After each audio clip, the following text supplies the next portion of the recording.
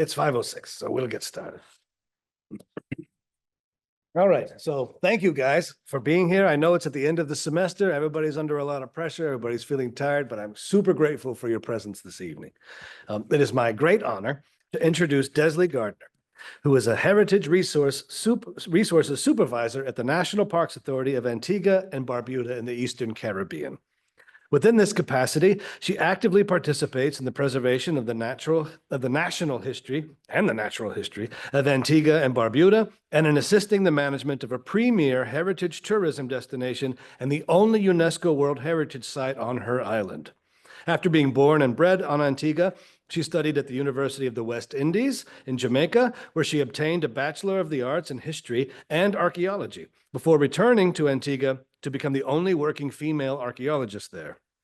Desley's work in the Heritage Department at the National Parks Authority encouraged her to further her studies at the University of Birmingham in the UK in 2018, where she earned a Master's of the Arts in World Heritage Studies, which equipped her with tools for UNESCO's Cultural Heritage Mandate, Caribbean Heritage Management, Interpretation, and Policy.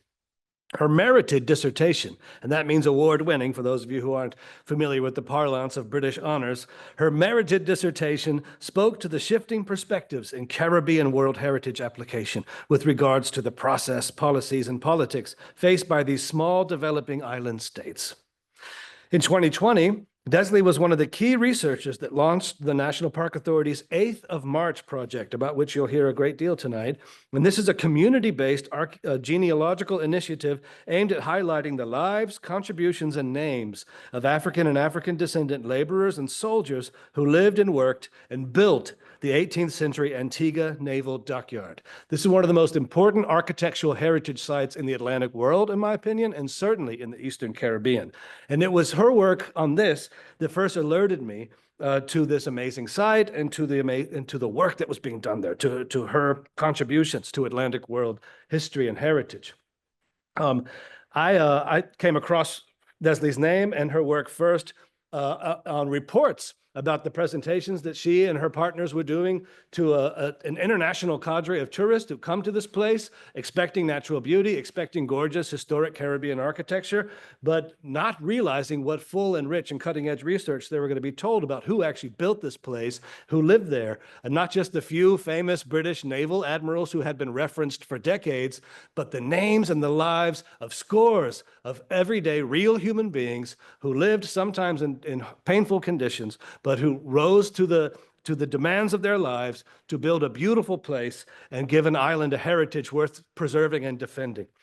She's been written up in the BBC. She's had news features written about her in many places. She has a growing international reputation.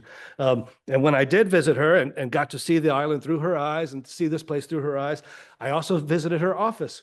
This is the view from her office. So we are not allowed to feel sorry for Desley today. This is an amazing place to live and work. It doesn't have an air conditioning because you don't need an air conditioning. There's a constant gentle breeze, the same breeze that brought pirates and that brought rice from the Carolinas and that brought corn from Canada and everywhere and diseases, terrible diseases, and all manner of illicit trades, some of them truly barbaric, also bring a constant fresh burst of air into Desley's office where cutting edge research is being done on how this place got made. The buildings are truly spectacular. They are some of the best examples of Georgian architecture anywhere in the world, but in addition to being British, they are also African and Afro-Caribbean. This is one of the key sites where Africa, Europe, and the Americas came together to create a unique tropical architecture that speaks to the blending of people in contentious and at times fraught conditions, of course, but also a testament, an architectural testament to our common humanity, which had to and must continue to be foregrounded in the stories being told about, the Georgian dockyard in Antigua. So in 2024, under Desley's leadership, a new gallery was unveiled in the Dockyard Museum that she'll talk about, which showcased the fruits of her research there, presenting histories, profiles, and material culture that exemplify the contributions of the free and the enslaved. And whenever I was there, she not only introduced me to the great scholars that she was working with, but also the everyday people who were working to build this place and to preserve it, many of whom, as she'll explain, are descended from the original people who built this thing, 3 centuries centuries ago. And I got to know their names, and I got to know their perspectives on the beautiful architectural traditions and the hopes and aspirations of modernity that are fused and continue to be fused at this place. Today, Desley Gardner continues to build on her knowledge through research and training with the hopes of sharing and improving heritage management and policy within Antigua and Barbuda and the whole of the Caribbean and beyond. Please join me in welcoming her.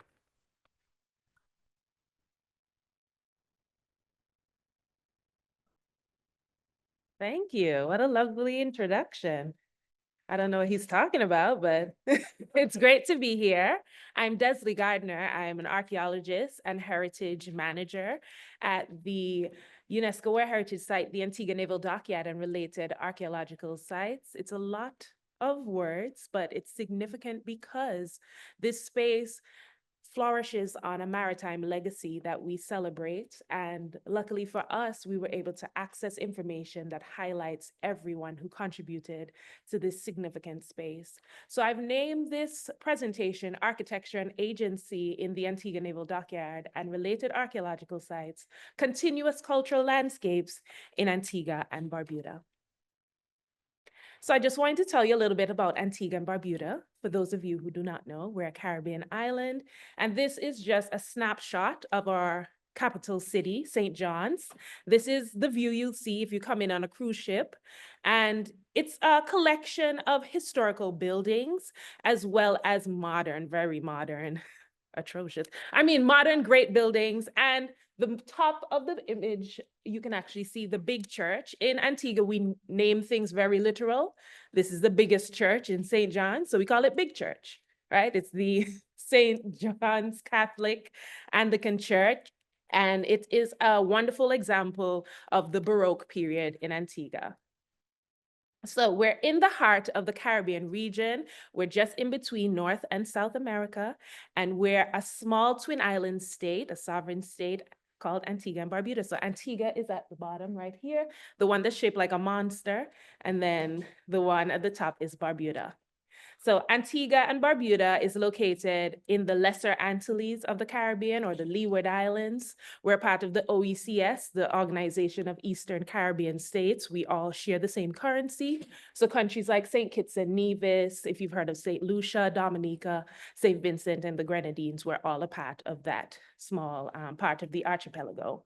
Antigua is 108 square miles, so a very small island, and then Barbuda is 62 square miles, so even smaller. We're English-speaking country. I'm speaking a little bit of English, I don't know. But we also speak Antiguan dialect that is similar to if you've ever heard the Jamaican accent. Well, ours is better, but if you've ever heard it. Antigua and Barbuda achieved independence in 1981, so we're pretty young, and we're now led by a prime minister, currently the Honorable Gaston Brown, and we also have the Governor General as a symbolic head of state who represents the, well, no longer the Queen, now the King, but it's just really formalities. Is this being recorded? So Antigua and Barbuda's main industry is tourism, and we're supported mainly by cruise tourism and the yachting industry, which thrives in the Antigua Naval Dockyard. And internationally, we're known as the island with 365 beaches. I'm going to show you some of them in this, but ultimately I've withdrew a lot of the details in my presentation because I'm hoping that some of you would come and visit so that you can actually see these beaches and structures up close. So I just wanted to show you a little bit of the influences of Antigua and Barbuda in architecture. Because we are formally a British colony, you'll see a lot of integration with the British architectural styles, but really adapted to a Caribbean context. And so these images that you're seeing currently are when Antigua started to do a lot of nation building in the city, and you actually saw our vernacular come out in the street side. So historically, a lot of the structures would have a storefront on the first level and then residential space on the second level. So just a little history about the different occupations we've had in Antigua and then the architectural styles that came out of that. So we were first inhabited and settled by the Amerindian people most likely in Antigua, we had the Arawak-speaking people. So this is just a way how we would speak about English-speaking people or Spanish-speaking people. These Amerindians, they spoke Arawak. And so they're normally split up into the Tainos and Kalinagos, if you've heard of that. And in Antigua, we had mostly the Kalinago, some remnants of the Taino, but we know for a fact they were Arawak speaking. So they traveled along the Orinoco River, and they either came up through Venezuela over to Trinidad and came up the island chain, or some of them went through Central America and then came down Cuba, the Greater Antilles into the Lesser Antilles. So these early settlers were maritime-oriented tropical forest people. They lived along river systems, but Antigua, we don't have rivers. We mostly are surrounded by salty bodies of water. We have a few springs, but you find that their presence in Antigua wasn't as flourishing as those that had rivers. But we do have one of the longest settled Amerindian sites, known as Indian Creek, which is also in the National Park area. And this area has the longest settlement in the Caribbean. It's actually used as a typology for other archaeological sites throughout the Caribbean. Their dietary staple was a bitter manioc or cassava, and they were competent with watercrafts, so a lot of canoe building, and they were hunters, farmers, and fishermen, and they lived in a tribal and chiefdom level societies. So this is an example of their home structures. It was a circular hut made out of sticks, bamboo, wood, depending on the island they were on, and thatch roofs usually fabricated using palm leaves. And this is a geophysical mapping of a site in St. Eustatius, which is just a couple miles away from Antigua, just to give you an example how archaeologists are able to understand how these buildings were fabricated. So much so that in the archaeology for this structure in St. Eustatius, you can actually see that the building burnt down because we found ash in the post hole. But you can also see their method of actually building this structure where they dug a hole and then had a slanted hole next to it so that these poles that are sometimes 16 feet tall, they can actually slant it in and drop it into the hole. It's great technology for the time. And then, of course, after the Arawaks had discovered the Caribbean, then you had rediscovery by the Europeans, and unfortunately, they weren't immune to the European diseases and as well as the harsh labor that was enforced on them. And that is where you had the resistance from the Arawak people, and eventually much of that population died out in the Caribbean. And Antigua was mostly a resource area. So they came for clay, they came for flint, and they made a few pottery pieces. But what we're finding in the typography is that the older pottery is more detailed, it's more beautiful, it's refined, it's painted well. But closer to the 15th and 16th century, you're finding very crude pieces like, I need a pot, so I'm making a pot. So that is what we're learning about the Arawak people that were in Antigua. So that was basically an end of an era, and you had European settlements coming about in Antigua by the 1730s. So in the colonial period, they had small farms, which they established. They started to introduce indentured laborers, which quickly proved to be not too good because they died out of disease. They tried to produce cotton, ginger, and tobacco, but it wasn't successful. So that is when they introduced enslaved labor. And the earliest structures we have, an example of it here was this thatching of twigs and mud mixed together with thatch roofs and, of course, fabricated wood framed doors. So this is an example of the earliest homes that actually went down right into the 21st century. So the sugar era began in the 1660s to 1970s. Yes, right down to the 1970s, but this introduction of an affordable sweetener changed Europe, and it made the colonies significantly important to the colonizers. And so the sugar boom of the Caribbean was really when you started to see that interchange of cultures with the introduction of the enslaved Africans. So I'm just giving a little quick run through because we're really here to talk about the Antigua Naval Dockyard. But I just wanted to show you some examples of architecture as well. Of course, sugar mills and the boiling houses, where you see an example of the post and beam up at the top there, the post and beam structure that usually uses wooden pegs. And then also the mapping of a plantation system where at the nucleus, you'd have the plantation home on the highest hill, and then they would look down on the activities of the sugar working mills, as well as the homes, the thatch roof structures of the enslaved people. And then we transitioned into post-emancipation living, where you have the introduction of the blouse and skirt Antiguan vernacular. Now, blouse and skirt, because the top part is usually wooden, or if they had access to brick, they would do a paste over it. And then you had a brick base that juts out like a skirt. So blouse and skirt. And maybe the roof is a hat. But the blouse and skirt became iconic, and we'll touch on that closer to the end, but this is just some examples of what's remaining of the blouse and skirt in Antigua. The one in the far right is in Old Road, Antigua, and then the Sweets Village one is the one with the two images. So this is just a quick look at St. John's, 20th century St. John's. You see a lot of hip roofs, gable roofs, but there's an iconic style where you either have a double parapet, or you have a triple one, which I'll show you. But this is the last remaining Georgian era building we have. And you see how modern buildings are now coming into St. John's, and we're losing these ones. But this is one we're fighting for because it's such a beautiful example of the Caribbean time. You have the red brick, you even have coinage at the side. And then you have 3 levels. So there's clearly a cellar at the base. The second level, you have the enclosed veranda, which was very common in St. John's in the 20th century. And then the top, you have the exposed veranda where you're still outside, you're sheltered, but it's normally you'd have the enclosed one for privacy. So I guess the top one, you don't mind if everyone is seeing. So you have a mixture of lime mortar in this one.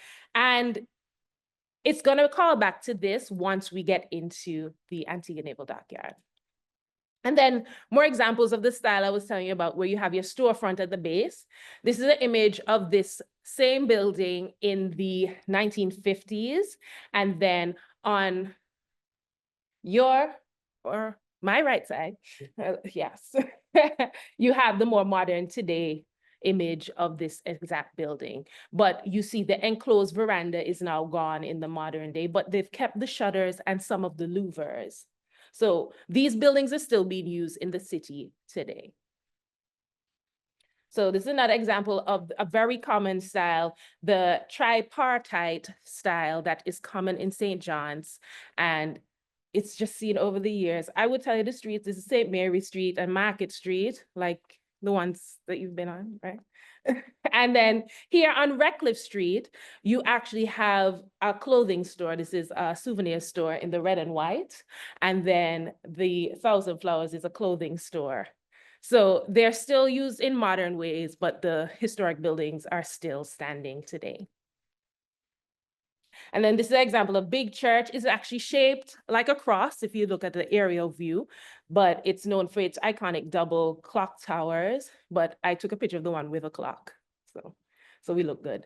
And then this is actually the back of the church, which a lot of people haven't seen. It's surrounded by different burials, but the back of the church is just an example of the details that are kind of hidden because of how enclosed the structure is, but they have been doing restoration work. And what is significant about this building is that it's a stone structure completely on the outside, but inside the church is full wooden.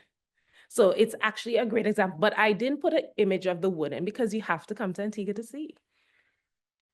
So this is also our museum, which used to be the old courthouse. And just outside here, where you see these women crossing the road, there used to be a cage here where you'd put prisoners in on display in the middle of St. John's, usually men who committed infidelity against their wives. They'll be displayed for weeks. So you could pass by and, give him a few choice words. But this building actually used to have a hip roof, but currently it's going under severe maintenance because of termite damage. This is another example of that stone outside, but wooden inside. And then some special features throughout the city is that some of the older buildings with the same tripartite roofing also have these interesting details that calls back to the era. So on the image on my right, that's actually a boot scraper to scrape off mud before you go into your house. And then this one is a stepping stone or a mountain block, so you can hop into your carriage or go into your, or hop onto your horse. So these small details are still in St. John's today as a callback. This mountain block is actually in front of the museum. So what I really want to talk about, the Nelson's Dockyard National Park. This is where I work. This is the shining heritage tourism site, but it's actually a significant space of memory that speaks to the maritime legacy of Antigua and Barbuda. So the Nelson's Dockyard National Park is on the southern end of Antigua and Barbuda. And in the yellow outline, that's the boundaries of the park. It's 15.7 square miles. And then that orange blob right there, that is the UNESCO World Heritage Site. So the national park is a beautiful buffer zone for the World Heritage Site. So this is just a close-up of it, and much of the World Heritage Site is covering English Harbour, and then the other wider harbor is Falmouth Harbour. So in this area, the national park is managed by the National Parks Authority, and we manage 55% terrestrial space and 45% marine space.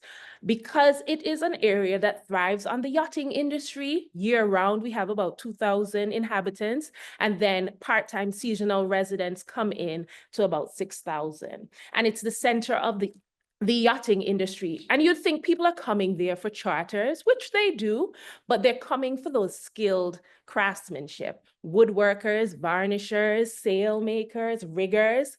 Much of these yachts dock to get work done. And then they pick up a charter and head down across the islands. But they spend a lot of time, during COVID, we had yachts docked that were getting work done. So I had to go to work. So the National Parks Authority was established in 1984 under the National Parks Act, and that mandated the national park to preserve, protect, manage, develop the natural, physical, and ecological resources and the historical, architectural, and cultural heritage. We are by law self-financing, not-for-profit, so all the money that we get from our revenues of marina operations, hotels and restaurants, we host events because we have beautiful areas, visitor entrance fees, user fees, we lease some of the buildings. And so all of that goes back into the restoration work. We have the high season from November to May, and then we spend June to October restoring and repairing the buildings, which adds up because we have to insure each building because of their historical significance. And one of the buildings is just $100,000 easy.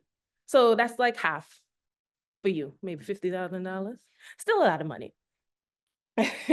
So the Antigua Naval Dockyard, the UNESCO World Heritage Site, we are established under two criteria of the UNESCO World Heritage Convention. Criteria 2 is important for the interchange of human values over a span of time, resulting in a unique collection of Georgian period buildings within our archaeological landscape. And then criteria 4 for outstanding example of types of buildings, architectural or technological ensemble, or a landscape which signifies a specific stage in human history. And because these are Georgian era dockyard, the buildings established there have adapted to the Caribbean context with the utilization of European designs that were manipulated and transformed by the African enslaved and free laborers that worked in the dockyard. And this area includes a number of fortifications, historic military buildings, as well as some archaeological sites and cemeteries. So actually, you can actually see one of the beaches. So here's the core of the dockyard here. This is my office. And then this here is one of the burial sites, which is right on the beach.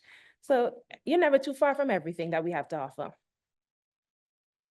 So this is another overview of the entire World Heritage Site. And this area is called the Ridge. And this is significant because in our management of the space, we're also managing significant viewscapes that were essential to the fortifications that were mounted into the landscape. And the way how the landscape was manipulated strategically by the British is a callback to how we manage the area today, because now these key viewscapes are significant, as well as the architectural style that was established in this 18th century era.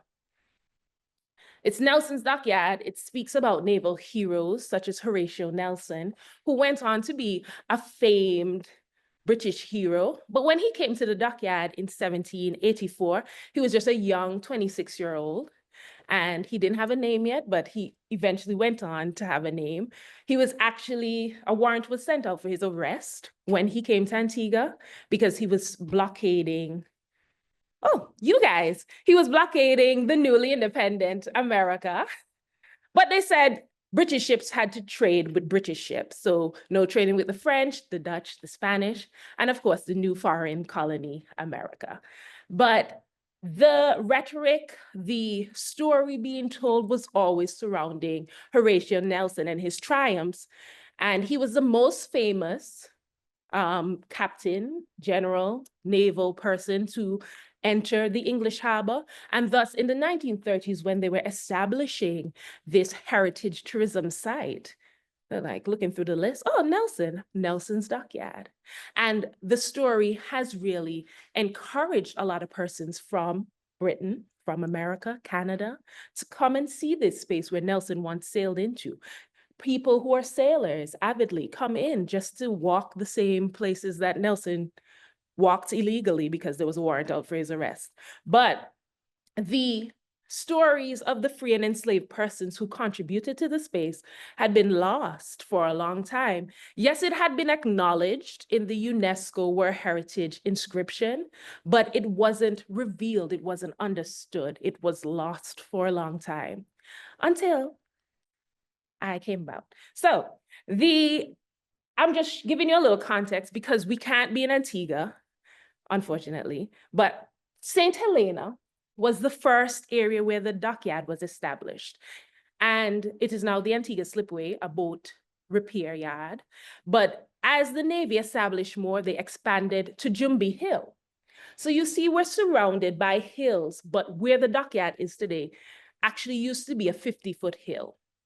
And this 50-foot hill was broken down by 120 leased enslaved persons from neighboring plantations. So the Navy leased these enslaved persons, and that was the introduction of enslaved labor inside of the naval dockyard. And so this becomes significant because on the 8th of March, 1744, in the construction of the dockyard, an explosion occurred because they had not yet built a gunpowder magazine. And this gunpowder magazine that they used in the interim was actually a tent.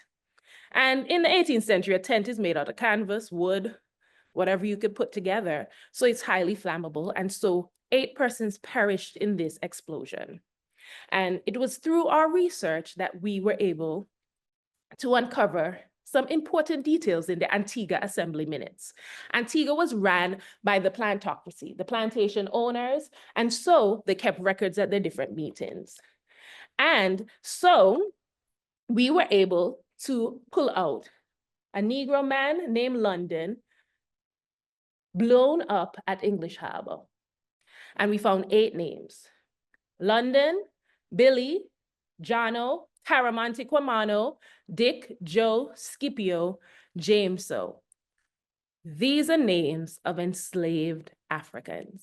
And this became significant for us because for many years, since I started working at the dockyard in 2016, a young woman, in 2016, we actually had records of all the naval ships that had docked in the dockyard, the name of each sailor or soldier that was on the boat, how long they stayed, and of course, their names. And so we'd have a lot of tourists come into my fabulous office and say, hey, my great-great-great-great-grandfather, John Smith, was actually here on HMS Boreas, and I would like to know if he was actually here. And we could just go look for the year that they gave us, and we can point out John Smith.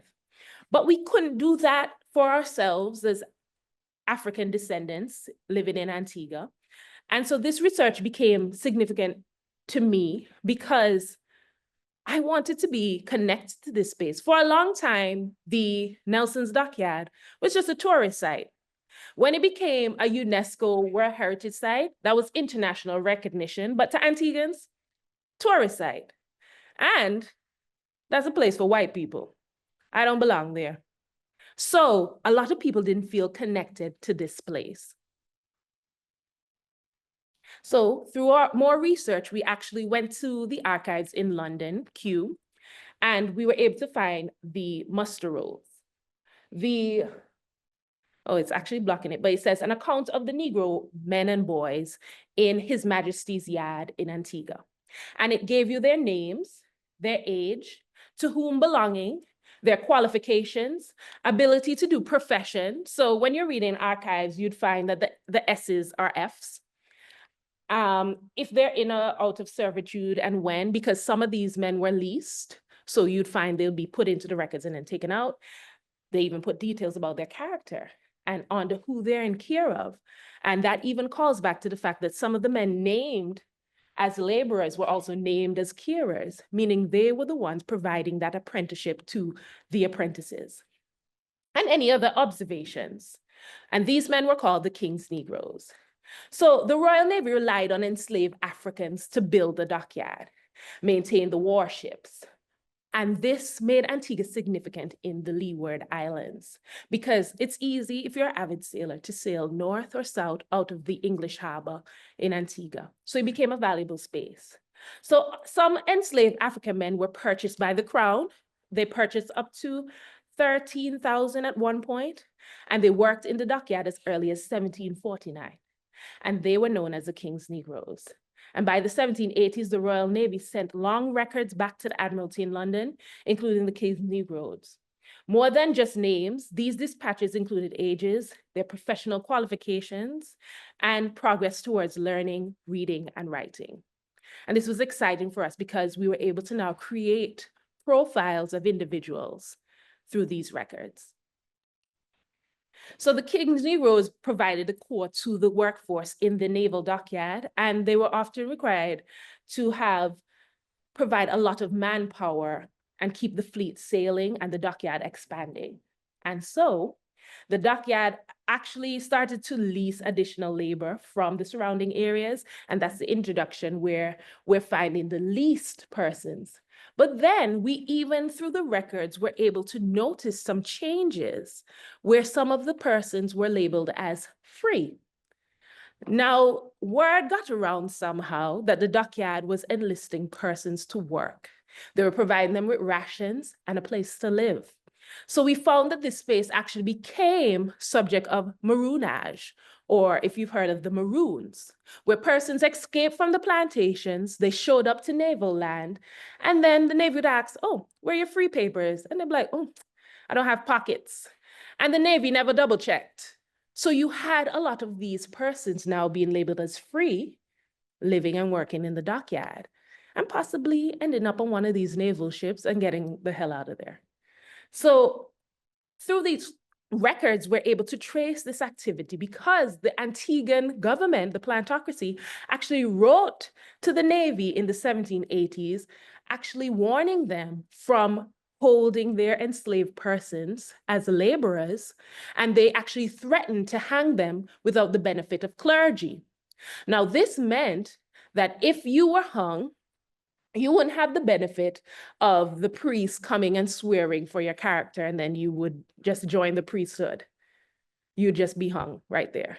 So there were some perks, I guess. So Mulberry, at age 36, he was one of the blacksmiths that kept reoccurring in the King's Negroes records. And he first appears in 1785 and then appears every year on the muster rolls up until 1798. And then he just disappears. And then this is a trend that we started to track in the records. We had thousands of pages of archival notes that we went through, and we ultimately ended up with over 1,000 names of these enslaved persons with 7 unique Johns, which is very frustrating. Some of them had mononyms, some of them had last names, and some of these last names still exist in Antigua today. So this is an example of the records. You have Shadwell, and it's so interesting that they could do their ages right down to the half, so they knew their birthdays. And to whom they're belonging, much of these belong to His Majesty, which was King George III at the time. If you watch Bridgerton, that's the Mad King, Farmer George. And then you have, some of them were sailmakers. Invalid Smith, Antigua, he was 39 and a half. And you see over in this corner here, any other observations, they speak about the fact that he basically started to lose one of his legs. It started to swell, and then he eventually became a cripple. So that's why they have him as an Invalid Smith, because it threatened the way he could work. So this is kind of reporting. We actually had somebody else, Dick Ivy, who was 32, and he was actually brought to the Antigua Naval Dockyard 1809. Now, this is significant because it's mentioned in 1817 that he was resisting working in the labor force, because 1808, they abolished the slave trade. And then you bring me here in 1809. I'm not a slave. I should not be enslaved. So he actually, in their observation, mutilated one of his arms as an act of resentment. So even though it seemed to the plantation enslaved persons as a more feasible enslavement, people were still resisting this type of enslavement. The Navy is giving you food, rations, a place to live. However, this is still enslavement despite all these records. So some of the names found in the archives that exist in the St. Paul's community where English Harbour is found actually still exist in this community today. Bailey, so when you come to Antigua, I'm speaking into existence, you'll see Bailey's Supermarket. Burke, which is a common Antiguan last name. Shepherd, Lake, Donawa, the Donawa family is still there. Spencer, Martin, Mrs. Martin is the Parks Commissioner, my boss. Lynch, Matthew, Lewis, Richards, Francis, Edwards, Clark, Joseph, Hector, Warner. And the Warner family was actually the first family to set up a settlement in Antigua, and they had a plantation, which is in the park as well. Brown, White, James, Isaac, Warner again, Kerwin, Hunt, and Horsford, which when you enter the national park, you come down Horsford Hill. So you see a connection to the plantation owners' names, as well as the identities that are now thriving as owners of a lot of the businesses that are in the St. Paul's community as well, and persons who actually still exist in Antigua today who are descendants of these persons. So this was significant to us because now we can make a connection. And that is why we started out thinking that we could have a genealogical project where these records were so detailed that we could possibly tell people that, yes, your ancestor lived in the dockyard and then eventually moved this way when the Navy left in the 1890s. So these connections became significant. And that is why we started to really solidify our name as a continuous cultural landscape. So the 8th of March project was born from the events of the 8th of March, and our focus is to demonstrate the continuous cultural landscape, linking the modern population of St. Paul's Parish and Antigua to the skilled laborers in the past through research, interpretation, and educational outreach. The goals of the project are to establish an accessible genealogical database for the community to search and contribute to family research, build Antiguan capacity through educational opportunities, and commemorate the enslaved and free individuals who made the dockyard possible. And so those are our 3 pillars: to do the research, educate people, and of course, provide interpretation. So 300 years later, being that the dockyard established in 1725, this is our 300th anniversary, which is in September. And the skills of these men have transcended to the emancipated descendants, continued within a maritime legacy that has shifted from frigates to mega yachts, and their influence can still be seen in the Georgian structures embedded in the landscape. And so, in the continuous cultural landscape, this is A&F Sales, which is in the former sawpit shed. And you see it has a beautiful gable roof. And it has a slope where in the 18th century, they would have expanded the same sale. So this building is still being used. This is Franklin Brathwaite. Brathwaite is a part of the list as well. And he is a sailmaker in Antigua. And then we also do have varnishers. That is Rusty, and he is one of the varnishers that work in the dockyard today. Here we have the stonemasons that Nathaniel spoke about. We have Isaac and Mr. Charles. Mr. Charles actually worked on the big church as well. He's 75 years old. And this is him training some of our interns in the stonemason work. Because really and truly, we only have 4 stonemasons on Antigua and everybody's in their 70s. I mean, I don't know how much longer we can keep them with all this dust, but this is just an example. He's showing the technique of facing the stones. And this is up at the Blockhouse Military Complex.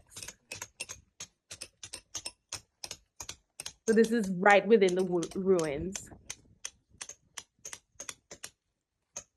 So they're working up at the Blockhouse, which I will show you the actual end result of some of this work.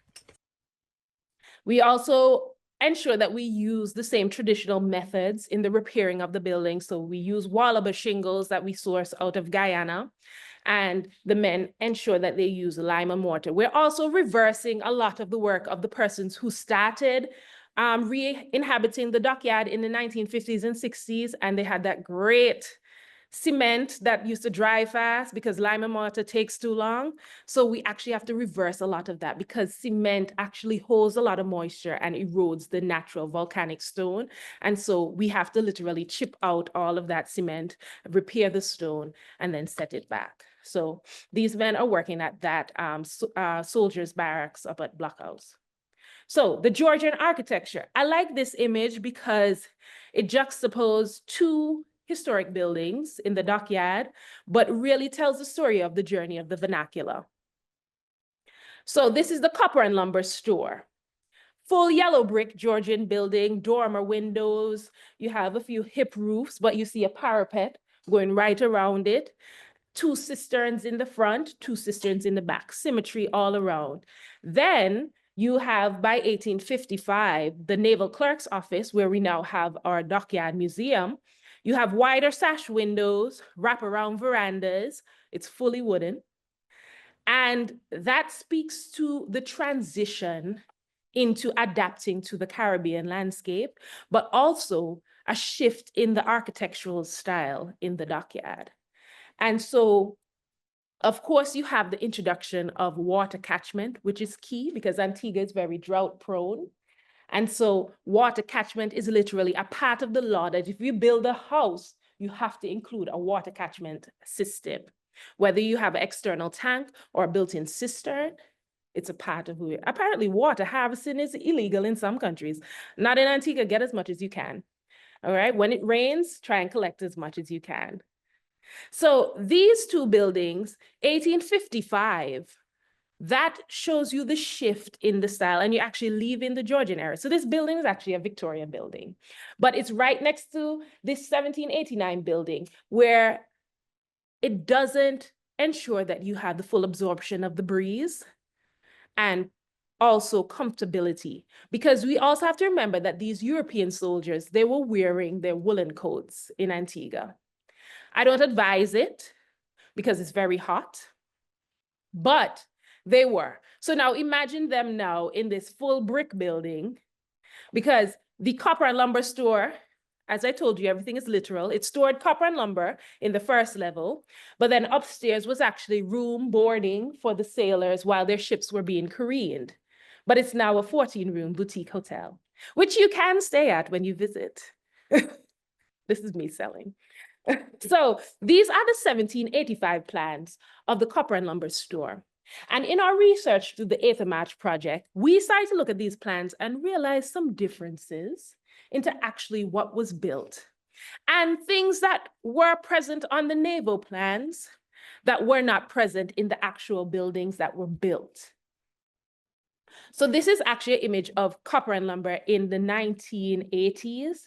This is mostly untouched before we actually established the National Parks Authority, and we started to do a lot of the reversing. But you have the inclusion of the hurricane shutters, and then 2 cisterns that are missing from all elevations of the historic 1783 plans. So you have the introduction of water catchment in these 1783 plans. And this is the early stages of the introduction of the King's Negroes. They're about 40 years in. So you now see West African influences in the architecture. So this is copper lumber today, and a lot of the stonework has been repaired. So I have to show you the 2025. Oh, you have to come. Silly me. But now this is the Clarence House. This is the Naval Commissioner's House. These are the 1801 plans that the Navy drew up. They were very ambitious. They intended to build a 3-story building on a hill. And you see very grand ornamental wraparound verandas. But what actually resulted was this structure, which we restored 2013 to 2016, and it was officially opened in 2016, first by Prince Harry and then by the now King Charles. And it's significant because it was intended, this area where it was built was intended for the Duke of Clarence when he was stationed in the Caribbean, but he ended up going on to be king, you know, third in line being king. It's funny. But what happened is that the Navy bought the land and built the Naval Commissioner's House. And as you can see, you have the introduction of the arches, which go away from the original plan. It's 2 levels, wraparound veranda. You have this addition of this very Caribbean style sunbeam above that is somewhat of a louver to allow the airflow. The windows are much wider to allow more absorption, and you have a high hip roof. Now, when you go inside of Clarence House, I'm only giving you a sneak peek. The hip roof is tiled with Bermuda tray ceilings, so that helps with the circulation of the air. And then each room is either bordered by louvers or a gap to allow that airflow. And then you see how wide these sash windows are. So when you go into Clarence House and you're sitting in this hallway, it's Palladian style. So you have that spine running through and then equal rooms on either side. And the amount of breeze, because it's mostly an Easter breeze that warps through, it's amazing. It's better than AC. So these are the styles that we see a hybrid of architecture playing with each other to create this very specific Caribbean vernacular. This is the officers' quarters, which now they're trying to call back to Clarence House, right? They tried. So officers' quarters, 1807 plans, it looks very okay. But then this is officers' quarters today, and you see more of a hip roof, elongated windows, and you see right in the center here, this is the addition of a breezeway. Now, this breezeway is significant because it speaks to the name, it's a breezeway. And that's where you get much of the breeze when you enter this building, the wraparound veranda. And I mistakenly did not put in the front side of this building where you can actually see the wooden parapet that was added to hide the hip roof, which is quite interesting because you would enter the dockyard from the entrance here of English Harbour. So it's like they were trying to shield the hip roof, hide the hip roof in a sense from incoming ships. I wonder why. Is it because it's too black? I don't know. But you also have a 12-chamber cistern at the base of this building for water catchment that hold about 1 million gallons of water. We still use it today because we need the water. So you're also seeing some additions that modernity because people need their AC, and we have a water pump as well. Because these are offices, the National Park offices here, the main office, and then these are lease rented places. So we now have a concierge service right here for the yachts. They do their shopping. Then we have a real estate places. This is human resources where you can tell them I did a good job. This is accounts. And then we have an event center space. So this is a massive building. And this is actually one of the buildings that is up for restoration because we have a big termite issue. They actually just resealed the entire 12-chamber system with lime and mortar. So unfortunately, when you come to Antigua, we can't go in the cistern. So these are just some elements I pulled out of the architecture you'll see in the Antigua Naval Dockyard, where this is the parapet I was telling you about. That's at the front of this building to hide the double hip roofs. And then the dormer windows. And then you have a few gable roofs in the gunpowder, which is, you know, you have to keep the gunpowder cool. You don't want another explosion. And then the Clarence House, which is a shining example of the architectural style. Because if you call back to Copper and Lumber Store and the Dockyard Museum, which I showed you initially, it's like if you were to just the two together.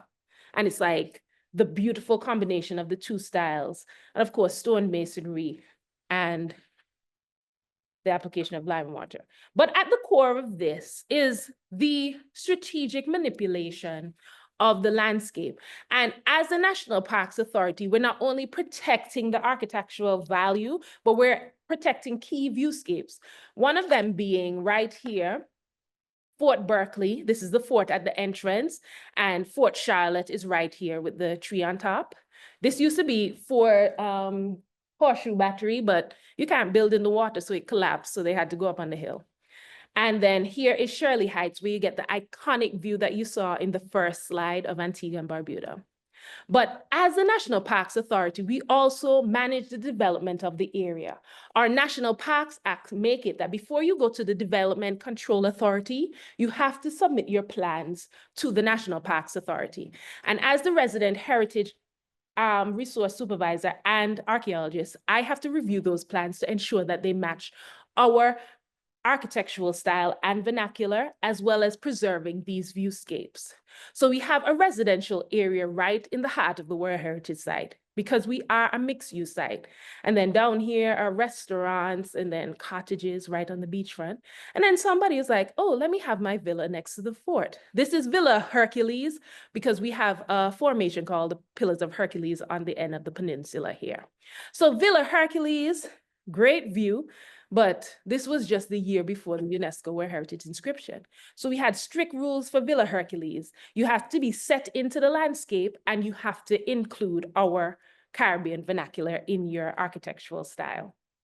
So the guidelines were established by the National Parks Authority, and we enforce stricter policies for the World Heritage Site. We have our building guidelines of 2010, and we established myself and my colleagues in 2019, the UNESCO World Heritage Site. And some of the regulations are, you have to have a 30-foot setback. So you have your plot of land, you have to have a 30-foot setback. You can only build in that area, and you can only clear where the house is gonna go, because we don't allow clear cutting. Because we have tourists still coming to the site, we can't have an ugly scar in the landscape when they wanna take their nice pictures. Are you crazy? So we also do a visual assessment from the key fortifications that protect the harbor. So that's from Shirley's Heights, Fort Berkeley, Middle Ground, Fort Charlotte. And so we don't want to see you. You can see us, but we would prefer if your house looks like this. And then in your landscaping, you must utilize the natural foliage of the area, the dry tropical forest, which does have in some cacti, but mostly, well, my colleagues in the environment say I can't call it bush. Trees. So the visual mitigation is also done through color and stone cladding. This picture is quite deceiving because this is when we're looking nice and green and lush. But in the dry season, we actually turn very gray and brown. So your house must be hidden in both times of the year. But with climate change, the place is looking greener and greener because Antigua is suddenly getting tons of rain. 2024 was our wettest year, if you can believe it. And we broke a record for wettest year for 2025 in just January, because we got so much rain in January. And we're like, what is going on? Is this the apocalypse? But speaking to the mixed use of the site, you see persons snorkeling here because this is a great space to see the sea turtles. So this is our no prop zone, so you cannot have your propeller on. So you literally can snorkel in this area. There's also a sunken old ship, you know, stuff for you to see. I'm advertising here, people. And then, as you can see, there's a boat passing by because this guy is the one facilitating the scuba divers, so he drops them off and just makes sure. So with him setting his house right here, he also has to add here. He tried to put a gate here that had to be taken out. But I circled this specifically because he has a small gazebo there, but I can't see it. I don't want to see it. So in the process of his development, he actually had to erect a flag of the highest point of the roof so that we can say, okay, the roof height is okay. Because we want it to be hidden into the landscape. It's not a part of the history, it's not a part of the story, but it is private land, so we can't prevent you from building, but you have to obey these rules. All right.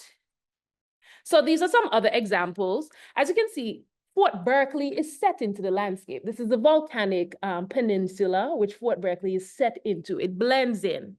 This is somebody who wanted a pool. So it needs to be set into the landscape and it's stone clad so it blends in, because this is not a highly vegetated area, as you can see, but we can't really see it. So that's great. Well, if I didn't point it out, maybe you wouldn't notice, but it is an infinity pool illusion, you know, rich people and their money. But we try and facilitate as many persons as possible, as well as ensuring that they adhere to these viewscapes that we're trying to protect as well. So we work along with the architects. It's an iterative process. And, you know, when people have their money, they don't like to be told what to do, but they have to follow, because they want to live in the World Heritage Site. They want to have their Airbnb in the World Heritage Site. It's a part of their advertisement, but we have to protect the outstanding universal value of the space. And that includes this untouched area. So this is a part of our viewshed analysis where architects have to superimpose their creations into the landscape and tell us how they're going to use landscaping to shield. Now, this is a recent submission, because we also submit these analysis to the UNESCO World Heritage Office for external review to tell them, hey, this is something we're looking at, we're okay with it or we're not okay with it. And then they send back their review and then the parks makes a decision. So this is showing us from Fort Berkeley how it would look. And then this is showing us from Shirley's Heights looking down. And so we have to look at the cumulative impact, like this is already a dense area. So this is also telling us, okay, this is the last empty plot. So this person wants to build their house. They had to do a 30-foot setback. But when they did the 30-foot setback, they only had, what, 10 feet to build a house? So we're not animals. So we did do a waiver, said 15 feet, and they were able to build their house and their cottage, you see? So we work along with people. And they have to show us how the vegetation is going to shield the house and what parts we're going to see. Now, because we're having these developments and we're now a UNESCO World Heritage Site, everybody here has been issued notice to change the color of their house so it blends into the landscape. And for this guy here, he has to plant more trees and do some cladding. He is a big problem for me. But I digress, because we're protecting this view. When you go up to Shirley Heights and you look down, this is what you want to see. So you're seeing Fort Berkeley, middle ground, where the enslaved and free Africans lived. You have Fort Charlotte here. Villa Hercules is right here, but we can't see it because we don't want to see it. And then you have the entire Galleon Beach residential area here, and then the dockyard is here. So we're protecting this. So despite more houses coming in, because we get about 60 development applications per year that we have to work with, some of them in the World Heritage Site, some of them in the buffer of the national park. And so we have to assess this cumulatively. This is actually a house here, but we can't see it, and I don't want to see it. So that's just a little touch of the development part. Back to the enslaved Africans, a place of memory at Middle Ground. Middle Ground became significant because now we have the introduction of the West India Regiment. So not only were these men carpenters, architects, artisans, sawyers, sailmakers, they were soldiers, and they were stationed at the Middle Ground military area. So the West India Regiment, the Middle Ground settlements were well-established Black communities. And by the time the first West India Regiment was stationed at Middle Ground in 1814. So enslaved men were garrisoning Antigua's fortifications because the Europeans were dying. They had on their woolen coats and they were sneezing and things didn't go well for them. 40,000 of them died in just 1740. So it became an important part for them to introduce enslaved labor to do the work. But then now you needed somebody to man the fortifications. So they established this all-Black militia called the West India Regiment. And remember I told you the slave trade was abolished in 1808. So 1809, they emancipated the enslaved men in the West India Regiment, but they were expected to serve for life. And then Antigua hosted the 1st and 4th West India Regiment, as well as the 8th, and at least one company, about 60 men, was at the Middle Ground area. So just to give you some context, the dockyard is down here where Jumbie Hill was. You had the settlements in the valley. You had the barracks here at the edge of the ridge.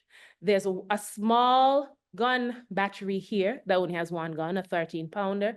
And then you had a military burial, which we also found information about in the archival research.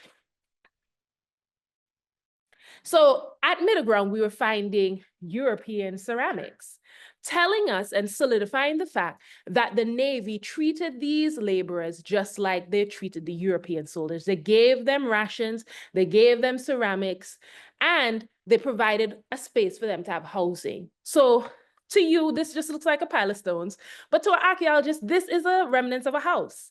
So we know a lot of the enslaved persons built the base of their homes from the surrounding stone. And because Middle Ground is a very volcanic space, this rubble is actually a platform for either a wooden or a mud style house.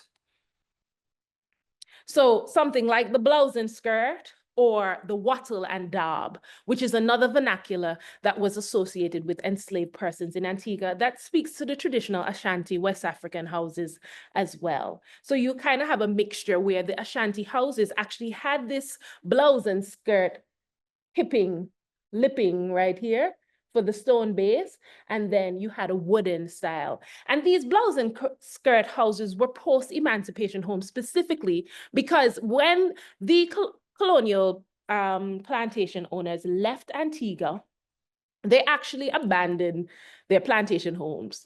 And so a lot of these emancipated persons actually took those houses apart and used the scraps to build their own homes. And this one specifically in Sweets, the village of Sweets was established after a hurricane hit the Sweets area. And the plantation owner, rather than having to rebuild the enslaved places, they actually gave them plots of land where they could find a place to live. And that is how Sweets Village was formed. And in Sweets Village, after the plantation owners left, they actually used their houses to create their own homes and develop the blouse and skirt style.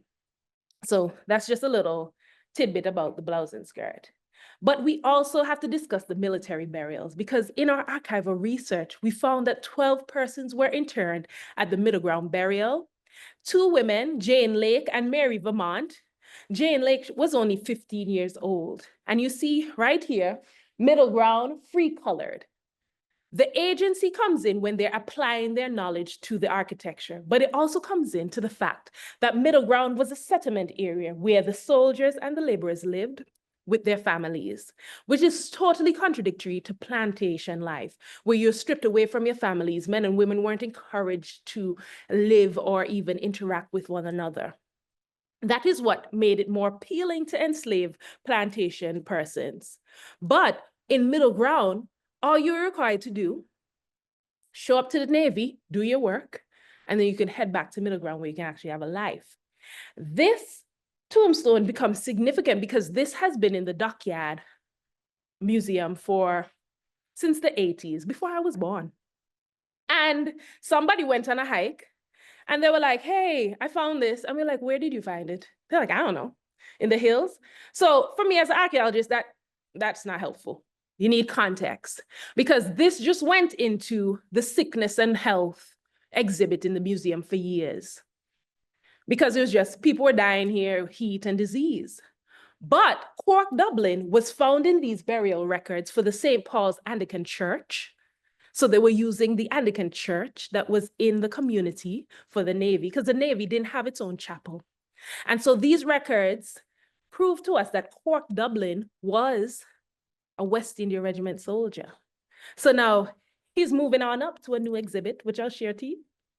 But this was exciting. I was screaming in my office because he actually had a place. And that is what interpretation is all about. Actually applying meaning to things in a museum that for us was just laying there. What? So understanding middle ground makes this iconic painting of Antigua very significant. This is the Negro Sunday Market in Antigua. Not only does it show you the callback to the blouse and skirt style, but everybody in this image is Black. And you have the West India Regiment soldier. You have the woman selling her different chickens and ducks. This man pulling a pig. You have the Obia voodoo man here with his skeleton walking stick. And then these women in very colorful clothing that calls back to free colored French women that possibly came over from Guadeloupe to enjoy the Negro Sunday Market. Now, this is also controversial because the Negro Sunday Market was canceled by the plantation owners, and that caused a rebellion. And that rebellion resulted in 3 plantations being burnt down and then reinstating the Negro Sunday Market to Saturday. So today, even today, Antiguans wake up Saturday morning early and bright to go to the market to get the fresh produce. The grinding holes significant because these were found at middle ground. And we speak about the continuous cultural landscape because these people carved themselves into the landscape. Now, seeing this at middle ground, you're just like, oh, holes, water puddled there and cause that? No, this is a West African practice of using a mortar and pestle. These grinding holes call back to the practice of the benign people, where each family will be given a rock or called dibs on a rock in the community, and they went there to grind their grain. Now, the Navy did give these enslaved persons rations, but that included that hard bread of flour and water, salted beef and pork, and no vegetables. So they often traded with these women called the bumboat women. And these were enslaved Black women who would sneak away to the naval lands and trade fresh fruits and vegetables with these West India Regiment soldiers. And things like maize or corn would be traded. And imagine you take some corn, you roast it, then you grind it. And then you have cornmeal. And you make this thing in Antigua that we call fungi, which is our national dish, but you call it polenta. But we add okra.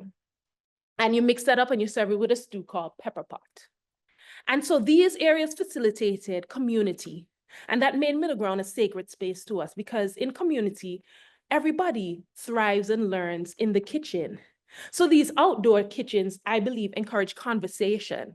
So in the 8th of March project, we thought conversations, passing on stories, oral traditions.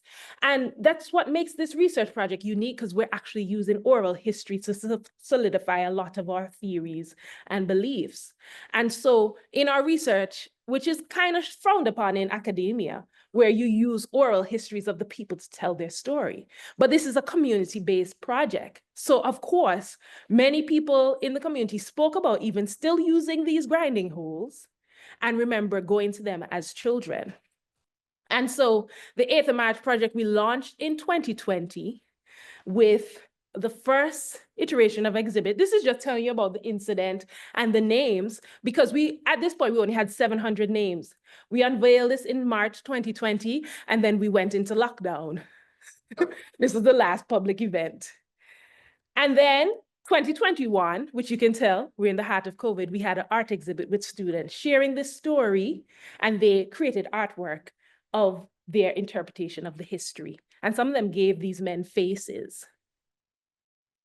2022, we did a memorial with the Antigua and Barbuda Defense Force, which sees themselves as descendants to the West India Regiment. So we went and did a wreath laying at the middle ground burial site. And this is significant because this man right here, that's a Deputy Governor General. And so it was raining and he walked through the rain because this was so important to everybody. We walked through the rain, he's soaking wet. And we still did the commemoration, had our moment of silence. We sang the national anthem. It was a powerful moment. 2023, we brought the information to the community. We printed out the archival materials because we found out through this project that we had a lot of amateur genealogists. And so they brought their records, we showed them our records, and they started mapping their family trees, and it was exciting. We did this in the community school. And then we also did guided hikes along middle ground so people can see the space and add interpretation to the ruins and the structures that are there. In 2024, we launched the 8th of March exhibit, where we featured the first 8. So pictured here is the Governor General of Antigua and Barbuda and the Parks Commissioner of the National Park, Mrs. Anne-Marie Martin. And then we have members of the West India regiments who served in World War I and II. So they have their own association, and they came as well as members of the community to see the new exhibit. So you have to come and see the exhibit. And then this year, 2025, we actually snowballed because the military occupation of the West India Regiment expanded to the Blockhouse area, which is another military complex on the ridge in the archaeological sites of the Antigua Naval Dockyard. And so we honored the stonemasons this year because they're actively doing a stabilization project where they're repairing the Blockhouse military complex, but we also found grinding holes just adjacent to this same military complex. So that really enforced it for us.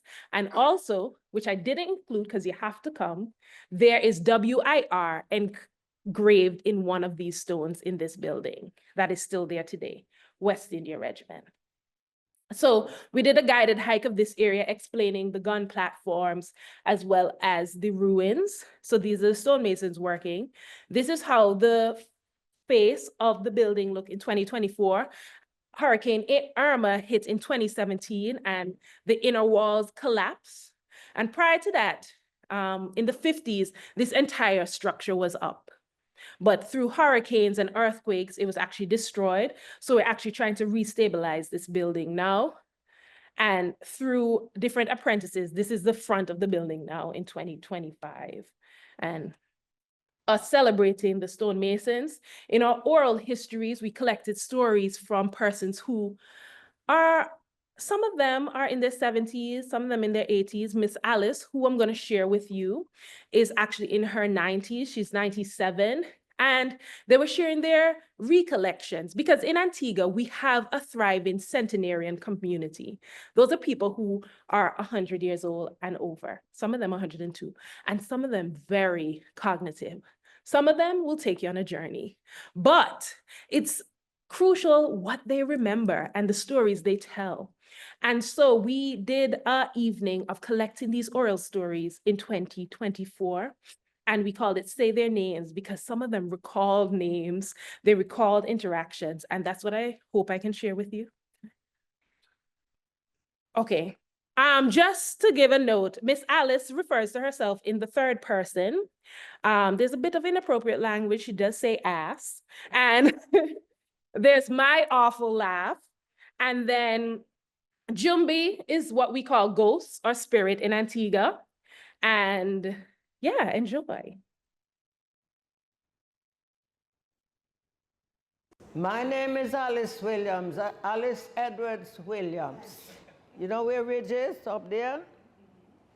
We all them old brick places up there. Anybody know them? Nearly Shirley. Up by Blockhouse, Shirley's Heights, where the soldiers used to be. All up there. All the soldiers was up there. That's why some of them die up there from a disease, and some bury up there too. I'm not ready yet. So there was a big man up there by the name of Governor Ross. He makes sure when the soldiers go out to Rotten Tongue, because Rotten Tongue named after Governor Ross' behavior. So the soldiers would go down in Rotten Tongue and look for the girls, you know. And in them days, all the ladies down there, man and woman, they was as red as saffron, because they went out with the soldiers and breed for the soldiers. So the babies come out very pretty. Well, the soldiers keep going out in the night. Governor Ross, he said, he's not going out, leave everybody inside. He's going to try it one night and see what it's like. So the soldiers at the gate see this man going out, and they didn't know it was Governor Ross. So Governor Ross went on a pilgrim down to Rotten Tongue. And that's why they called the place down there Rotten Tongue, because all the soldiers was going down there to have spree. Well, Governor Ross went out one night, and the soldiers was there waiting for him. When he approached to the gate, the soldiers said, "Who come a day?" He said, "Governor Ross." He said, "Governor Ross? Governor Ross or Governor Ross? Well, turn back. You're not coming in here tonight." So Governor Ross turned back and went back down to Rotten Tongue to carry out his mission. So you can see what kind of people that we had up there. They was enjoying themselves just like anybody else. And some of them build them places up there that all gone and leave all the nice bricks still standing. Up there is a place where Alice walked from small with my aunt's goats. Up there was lovely, lovely place. And the back of dockyard here, we walked all the way around there and had an interview. And we see some of the jumbies too. They come down in the night when my aunt sent me out to put the buckets outside to catch the water if it rained. And one night there was a man standing between, I don't know if you all ever see that little place down there they call Abracadabra. Yeah. That's the place where I grew up with my great aunt. So Alice went out and put the buckets there to catch the water. And there was this man between the step and the big cellar door there. I said, "Tan, Uncle Jeffrey is out there." She said, "What is Uncle Jeffrey doing out there at this time?" I said, "I don't know, Tan, but Uncle Jeffrey is standing out there." She said, "Come, little sissy. Uncle Jeffrey not out there." It was a big jumbie man that come down from up. We used to call that place Holler. And there was a place up there where some people used to live. They built this building in green stones, and all them was little rooms that each of them live into. Up to the time that I leave Tan and went down to live with Mama, the place was still there, but the people go and take all them stones and dig them up and make their own houses from them. And I think that is wrong. They should have left them there, because they disturb the old people that used to live there. That's what the jumbie them all walk all around the place and disturb people. You hear? So be careful what stone you move. My name is Alice. So that's just a bit about the Antigua Naval Dockyard and related archaeological sites. I'm Desley Gardner, and I hope you enjoyed.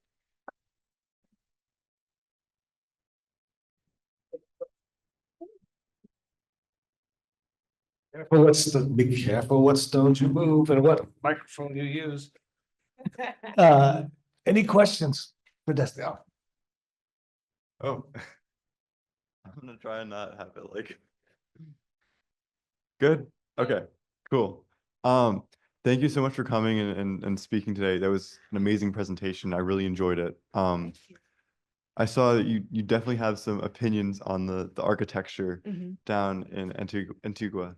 And I was wondering if there was a specific like development that wasn't so great that kind of started your interest in preservation and archaeology.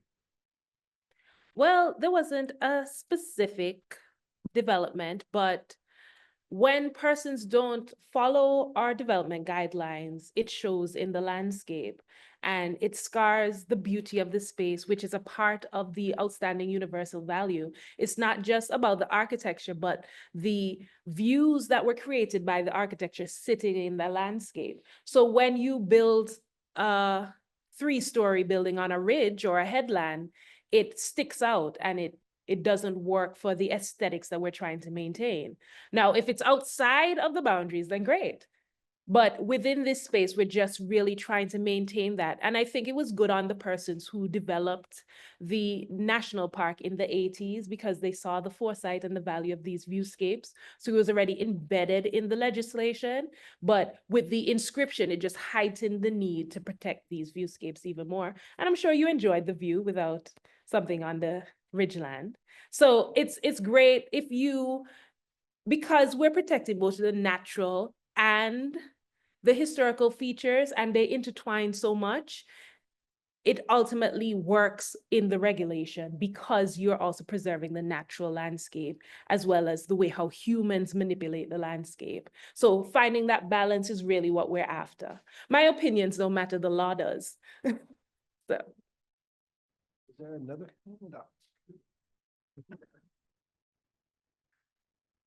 I don't know if you explained it. Was there a particular reason when you mentioned that roof tiles are Mhm. imported, Mhm. sourced from Guyana? What was there Mhm. any particular significance of the material that the tiles from Mhm. Guyana have that, Antigua Mhm. specifically? Okay. Yeah. Yeah, so the Wallaby shingles, they were imported by the Navy for the roofs. And because we ensure that when we're doing the restoration or stabilization of these structures, that we're following the traditional methods, it is important that we use the traditional materials. So that is why the Wallaby shingle is significant, because that is the exact same material that was being used, as well as the volcanic stone found in Antigua, the yellow brick imported from England. So if we started to put in red brick, that's not Georgian. So it wouldn't match the aesthetics and the vernacular. Mhm.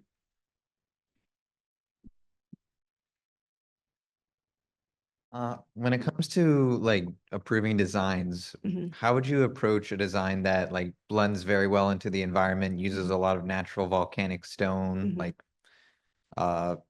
like walls colored the dirt, the color of the soil. But like, what if it was a very modern design and didn't speak at all to the historical context? How do you approach a design like that? It depends on where it falls in the view sheds, or even if it falls in the UNESCO World Heritage Site. In the UNESCO World Heritage Site, we do not do flat roofs. Mhm. So if there is a flat roof that is there before the World Heritage Site was established, we encourage roof gardens so that we can get that kind of balance of the nature poking through the roof lines. But it's really an iterative process. Like we work along with the architects. We tell them, hey, this is what will work in this landscape. And we find persons are receptive. Whereas if you're in the outskirts of the national park, depending where you fall, then we found persons have used more modern styles because people want a modern house on the beach. So, yeah. Speaking of UNESCO, in your experience, other than brand recognition, can you outline some of the benefits of working with UNESCO are for your mission? You clearly state before and after when you gained the World Heritage status, but you already had a lot of different standards of your own. Maybe about 10 years before, right? Could you outline some of the benefits? So the benefits of the UNESCO inscription really highlighted the stewardship of the men and women who worked to get the Nelson's Dockyard National Park and the Antigua Naval Dockyard up to where it was. A lot of the persons who worked at the National Parks Authority were just members of the community who did not go to university, who didn't go to the architectural schools. Our head of restoration, he's just a young boy who started off as a dock master. So he would direct the boats how to park. And now he's the one who gets a stonemason, sources the material. So it speaks to that knowledge that they gained from working in the profession. And these are now descendants of these African laborers who are now being highlighted, who through the inscription literally says, this place is valuable because these African persons were a part of it. So it really boosted persons' morale and protection of the site, and they started to feel ownership thanks to that UNESCO inscription. However, we also have the thing where this is a very Western policy being implemented in a post-colonial Antigua and Barbuda. And we have to deal with the politics of that. The government saying, we want more development in this area. What do you mean we can't have a 3-story villa here? Who is UNESCO to tell us how to run an independent country? So you have those kind of drawbacks and conversations where I'm now having to defend UNESCO and also defend the work that we're doing and saying this is important because we made it. We're the ones who created this design, and now we're trying to extend it across the landscape. So it is still an ongoing conversation because we still have drawback where people want their flat roof. I want to be able to build what I want on my land. And if it's private land, we can't say, but if it's crown, we can. So you have to find that balance. And that is what we're learning along the way. This is a whole learning process for us. And it's quite significant because across the Caribbean, you have threats of delisting because at the end of the day, a lot of us thrive on tourism. So are we going to let an inscription hinder us from making money? So that is where the problem, because a lot of us, we don't have bauxite, we don't have oil. All we have is beautiful beaches, and we want people to come and sit on them. Right? So you have that, finding that balance between heritage management, economic growth, and development. And that's why it's quite stressful. I guess, yeah, I guess as a super brief follow-up to that, Yeah. as you know, I was really first drawn to your research because of your work to help the everyday people of Antigua see themselves in these historic sites. Yes. Do you feel like there's been growing interest in the historic architecture, growing interest in preserving it, and keeping it alive since all of this work has been done? Yes, we have literally created a monster because people are so intrigued.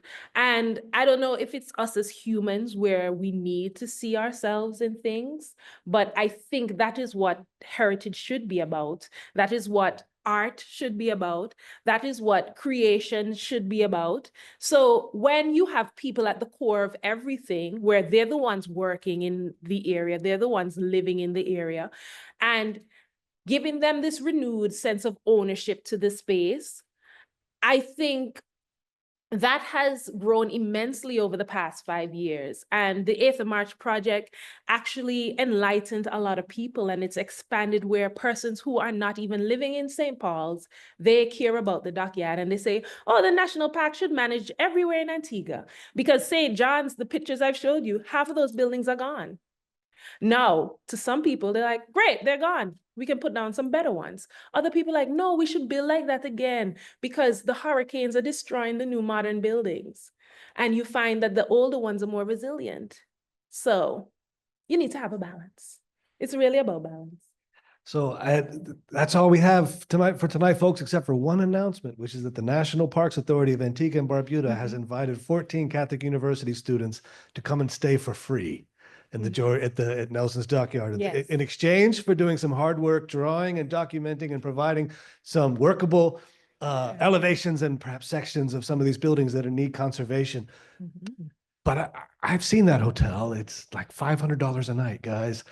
That's an amazing place to be. If the photos haven't convinced you, what a huge honor it is for them to reach out to us like this. So please give a hand of applause to Desley Gardner and the great work they're doing. There's a reception outside, of course. Sign up for AIA credit if you need it. And thanks for coming.